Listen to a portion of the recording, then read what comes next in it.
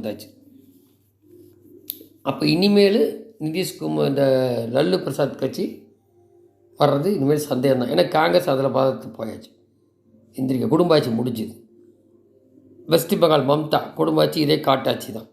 அங்கே காங்கிரஸும் கம்யூனிஸ்டையும் ஒழித்து 2வது பிளேஸுக்கு வந்தாச்சு. அங்கே உள்ள மம்தா தலைவரையே எடுத்து சுகேந்து அதிகாரி தான் பிஜேபியில் தலைவர்.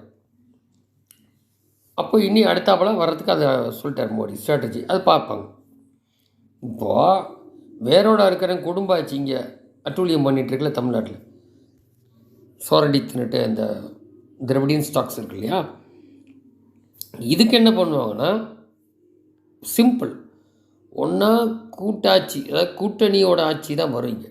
அது எதாவது டிஎம்கே வந்தால் வேறு மாதிரி ஸ்ட்ராட்டஜி எடுப்பாங்க. அதுக்கு முன்னாடி அங்கே எப்படி 2 காலி ஆச்சோ கம்யூனிஸ்ட்டு, அந்த மாதிரி ஏடிஎம்கே இப்போ வெளியில் வராங்க எல்லாம் ஒன்றுனா. அது என்ன ஸ்ட்ராட்டஜி எனக்கு தெரியாது. இவர் போய் டெல்லியில் பார்த்தார் செங்கோட்டையன். இன்னும் ரெட்டையில் அவங்க கையில் தான் இருக்குது. அப்போ இவங்களுக்கு பார்லிமெண்ட் உங்களுக்கு தெரியும், அண்ணாமலை இருக்கும்போது 70 சீட் செகண்ட் பொசிஷன் வந்து நிறைய இடத்துல ஏடிஎம்கே டெபாசிட் போச்சு. எப்படி ஒன்றுமில்லாத காங்கிரஸுக்கு ஆட்சியில் பங்குன்னு சொல்லி 102 சீட் பீலாக விட்டு கடைசியில் உனக்கு 10 தொகுதியில் 5 தொகுதியிலன்னு அந்த கீழ்மட்ட தொண்டனை வச்சு பேச வைப்பாங்க. எப்படி உதயநிதி பில்டப் கொண்டு ஓடுந்தாங்க அந்த மாதிரி 5 சீட் தான் லாக்கி அப்படி இப்படின்னு பேச ஆரம்பிப்பாங்க. கண்ணா பண்ணான்னு மேலே இருக்கவங்கள கீழ் லெவலில் பேசுவாங்க.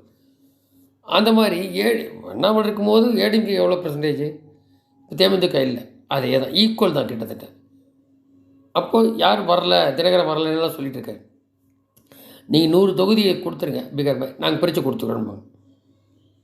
இல்லை தகுந்த மாதிரி 50 தொகுதி நிற்பாங்க. ஏன்னா 70 தொகுதி சொல்லியிருக்கு. ஏற்கனவே செகண்ட் பொசிஷனில் இருக்குது. பார்லிமெண்ட் படி மோடிக்கு வந்தது. ஒருவேளை வேணுன்னா இந்த சட்டத்துக்கு முன்னாடியே அண்ணாமலை கொண்டு வந்துடுவாங்க. ஆக்சுவலாக பார்லிமெண்ட்டுக்கு தான் கொண்டு வருவாங்க செகண்ட் இது டைம்ஸு.